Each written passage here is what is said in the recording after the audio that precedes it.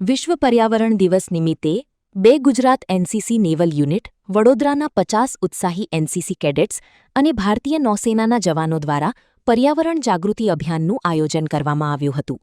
કાર્યક્રમ દરમિયાન કેડેટ્સે પર્યાવરણના સંરક્ષણ અને હરિયાળા ભવિષ્યના નિર્માણ માટે પ્રતિબદ્ધ રહેવાનો સંકલ્પ લીધો હતો. આ પ્રસંગે કેડેટ્સ અને નૌસેનાના જવાનોએ મળીને 30 રોપાઓનું વૃક્ષારોપણ કરી પર્યાવરણ પ્રત્યેની પોતાની જવાબદારી નિભાવી હતી. કાર્યક્રમનો મુખ્ય ઉદ્દેશ યુવાનોમાં પર્યાવરણ પ્રત્યે જાગૃતિ લાવવાનો તેમજ વૃક્ષોનું મહત્વ સમજાવી વધુમાં વધુ વૃક્ષારોપણ માટે પ્રેરિત કરવાનો હતો. એનસીસી, નેશનલ કેડેટ કોર્પ્સ દેશના યુવાનોમાં શિસ્ત, નેતૃત્વ, રાષ્ટ્રપ્રેમ અને સામાજિક જવાબદારી જેવા ગુણો વિકસાવે છે. એનસીસી કેડેટ્સ માત્ર રાષ્ટ્રીય સુરક્ષા માટે જ નહીં, પરંતુ સમાજ અને પર્યાવરણના હિતમાં પણ સતત કાર્યરત રહી છે.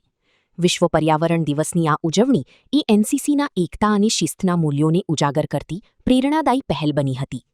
કેડેટ્સે સંદેશ આપ્યો કે વૃક્ષો માત્ર પ્રકૃતિની શોભા નથી, પરંતુ માનવ જીવનના અસ્તિત્વનો આધાર છે. વધુમાં વધુ વૃક્ષો વાવીને અને તેનું જતન કરીને જ આપણી આવનારી પેઢીને સ્વસ્થ અને હરિયાળું પર્યાવરણ આપી શકીશું.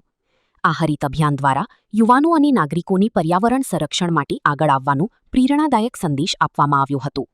आज 5 जून के दौरान हम वर्ल्ड एनवायरनमेंट डे सेलिब्रेट कर रहे हैं.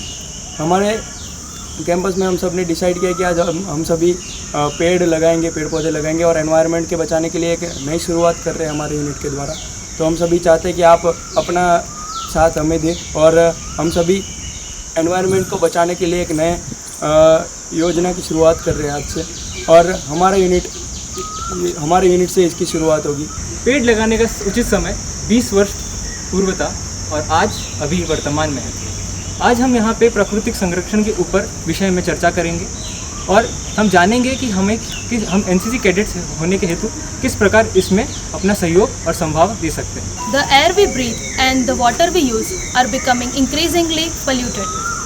Followed by plastic waste, which we use only for few minutes, but it stays in the environment for hundreds of years.